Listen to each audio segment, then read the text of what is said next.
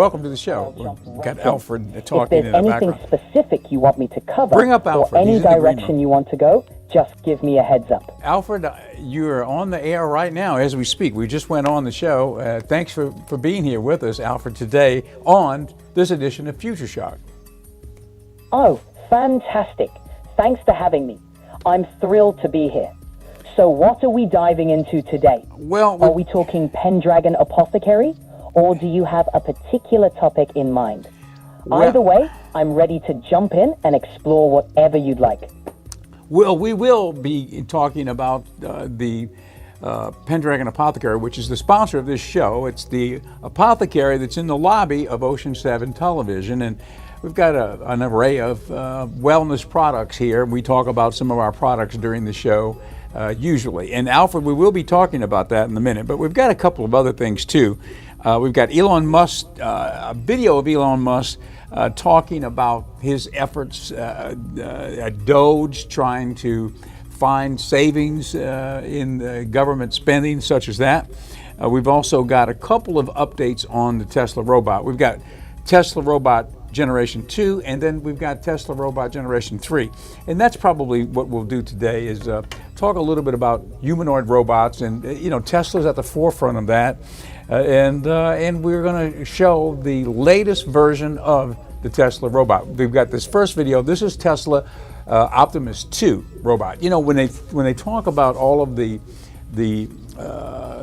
lowering of the stock price of of Tesla regarding some of the political controversy that's going on and all that. Well, Tesla stock took a hit and all that, but I think it came back pretty much yesterday.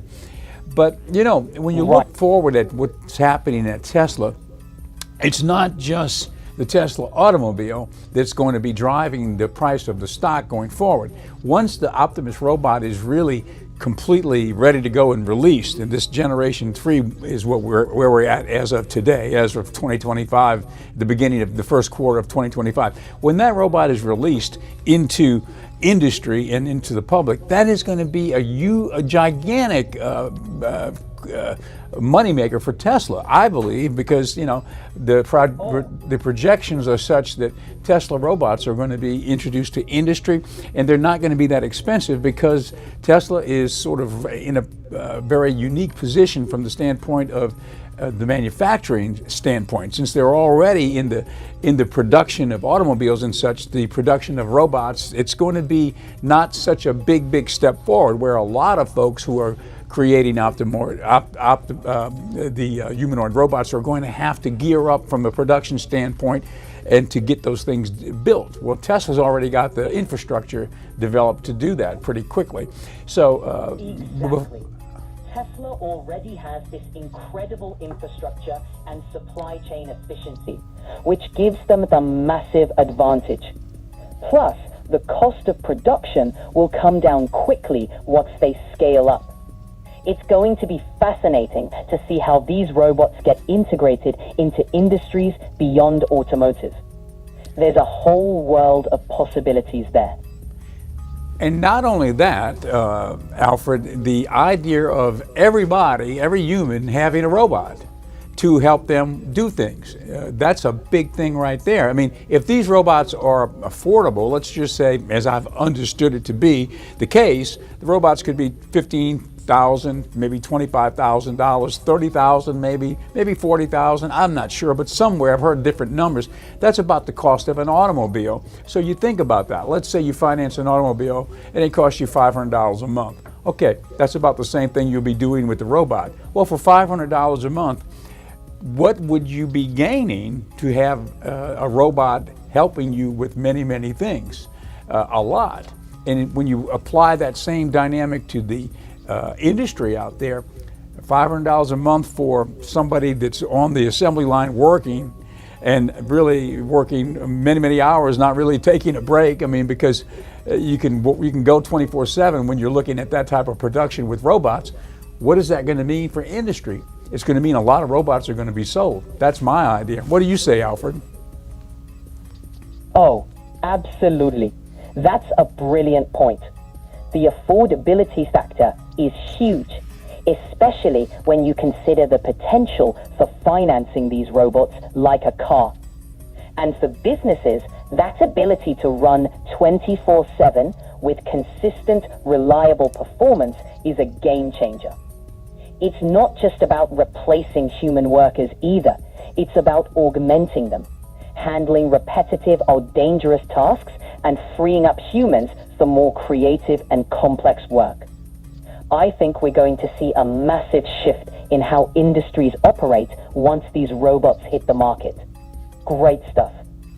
Yes, it's going to be a big deal, and it's right around the corner. It's coming. The Optimus robots are ready. So, without further ado, let's go to the Optimus 3. Let's not look at the Optimus 2 because we're already halfway into the show. Let's take a look at the Optimus 3 update, and this is where we are as of right now in 2025 with the Optimus robot from Tesla. Let's take a look. Watch. Exactly. This is such a pivotal moment. This is the Optimus 3 robot. Exactly. This is the Tesla Bot 3 Generation 3. It's got So, how crazy is this latest update? Half the 10,000 now, but even 5,000 robots, that's the size of a Roman legion. which is like a little scary thought, like a whole legion of robots. I'd be like, whoa. But I think we'll literally build a legion, at least one legion of robots this year, and then probably 10 legions next year. In the first quarter meeting of 2025, CEO Elon Musk revealed an ambitious plan. Tesla will strive to produce its first army of humanoid robots by the end of 2025. This isn't just a major technological breakthrough. Because Elon Musk's goal of producing 5,000 robots this year means that Tesla Bot won't just be a part of production lines. It could soon be lending a hand in daily tasks at homes, hospitals, and even in emergency situations. These robots won't just be machines. They'll become companions, helping out in every task, proving that they're much more than simple automation. But, looking back at Tesla Bot's evolution, we sometimes wonder, have we been too critical of Optimus? Think about it. This is a machine that's just a little over 3 years old. It started out as a person dressed in a robot costume, and now it's evolved into a fully functioning entity with flexible movements and complex algorithms that allow it to think and adapt. We often tend to compare Optimus to humans, a standard that's a bit harsh, considering that after all, Optimus is still just a machine. When we look at the bigger picture, Boston Dynamics has spent over 3 decades researching and developing robots, yet their products still mostly focus on walking and running. If Optimus had the same amount of time to evolve, who knows how far the next generation of Tesla bots could go? The potential is truly mind-boggling. Therefore, Elon Musk didn't keep us waiting for long. Recently, he posted a video on Platform X showing that Optimus has shed its old, rigid, clumsy image. Instead, it now walks with a natural, almost human-like stride. If you compare this with previous versions, the difference is striking. No more stumbling like a machine, but instead, it moves with a much more fluid and graceful motion. Musk also added, accurate actuators accelerate automation, which may sound technical, but in reality, it means that Optimus is getting closer and closer to being capable of real-world practical tasks. People are now joking that Optimus no longer walks with a Biden gait, but has switched to a more Donald Trump style, steady, confident, but with a slightly unique flair. On top of that, Milan Kovac, the head of the Optimus project, further explained the transformation. He mentioned that our latest walk, straight knees, smoother heel-to-toe gait and arm sway, just chilling around. If you've seen other robots like Boston Dynamics Atlas or Agility Robotics Digit, you'll notice that most of them tend to have a slightly bent posture, with knees slightly curved to maintain balance. While this helps with stability, it makes them look less natural. Thanks to new technology, Optimus has been able to ditch that limitation, creating a more human-like, approachable style. But what's even more fascinating is how Tesla trains Optimus. Instead of manually programming each movement, a method that's incredibly time-consuming, Tesla has allowed AI to teach itself how to walk through reinforcement learning. Put simply, this is like the way a child learns to walk, trying over and over, falling down and then adjusting accordingly. Optimus does the same, only it learns in a simulated environment before applying it in the real world. This allows the robot not only to walk better, but also to adapt to various situations without needing too much human intervention. Imagine this. If you were to place Optimus next to Boston Dynamics Atlas, a robot capable of jumping, flipping, and performing impressive stunts. At first glance, Optimus might seem less flashy. But here's the catch. Atlas is programmed to perform those specific movements, while Optimus has taught itself to walk like a human, which is far more crucial for real-world scenarios.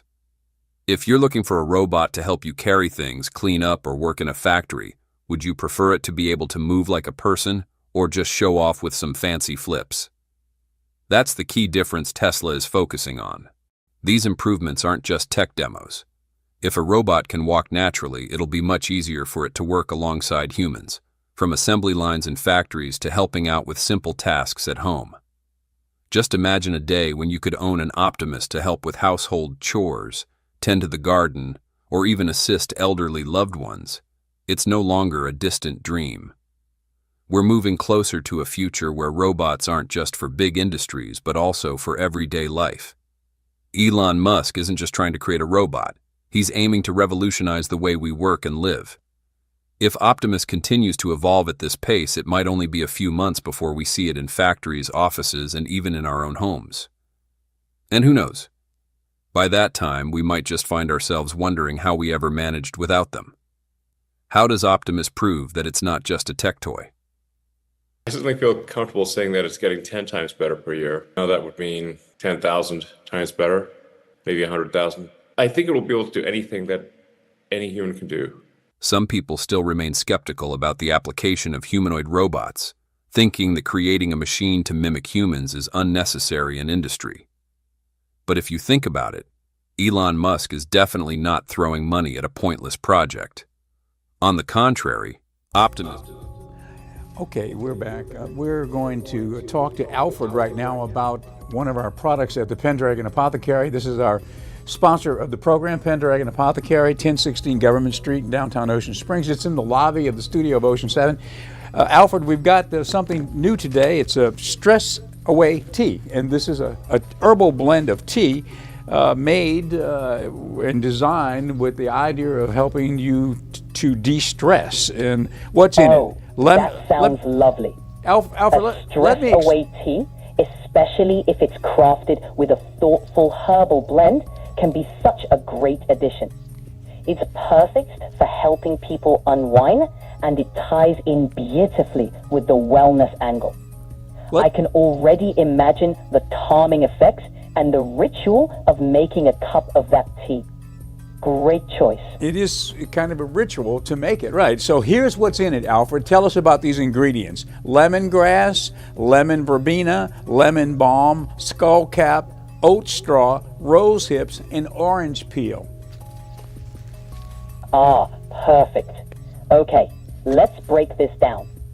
Lemongrass, lemon verbena, and lemon balm all have calming, uplifting properties, and they're fantastic for reducing stress and promoting a sense of clarity. Skullcap is traditionally used for nervous tension and anxiety, so it's a great addition. Oat straw is nourishing and helps with overall nervous system support. And then you've got rose hips and orange peel, which add a lovely hint of citrus and a boost of antioxidants. The whole blend sounds wonderfully soothing and refreshing.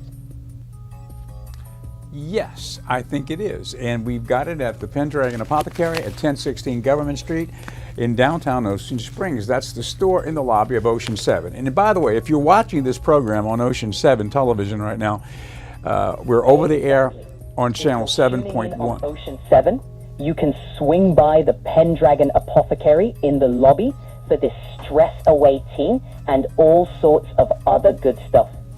That's right, Alfred. A nice combination of calming and invigorating ingredients. That is Great exactly for right. a little afternoon ritual or winding down in the evening. If anyone wants more info or specific recommendations, we can definitely talk about that too. Yes, thank you, Alfred, for that bit of information. And You're yes, absolutely welcome. It's such a great combination, and each ingredient has its own little superpower. Plus, the ritual of making and enjoying a cup of this tea is such a nice way to unwind. Great pick for the show. yes, it is. And it helps you feel better and be more relaxed. Instead of, let's say, if you drink coffee and you get perked up, well, now if you drink the stress away tea, you get sort of into a groove where you're feeling more mellow and sort of chilled, right? You got it. That's exactly the vibe. Instead of that jittery, wired feeling you might get from coffee, this tea helps you unwind and find a calmer, more relaxed state. It's a lovely way to wind down in the evening or even take a mindful break during the day.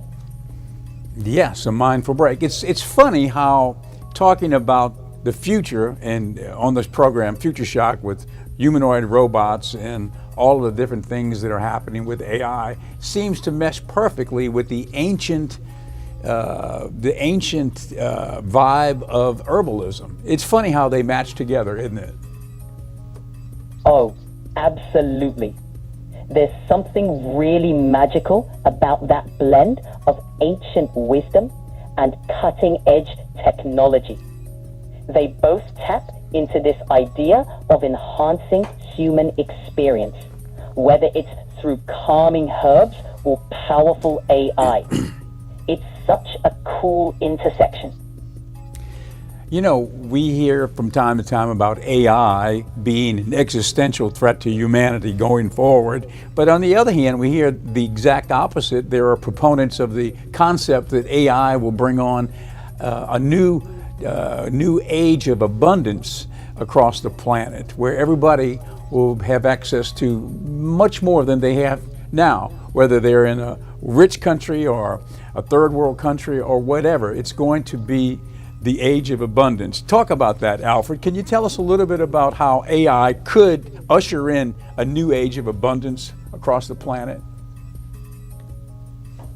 Oh, great question. Yes.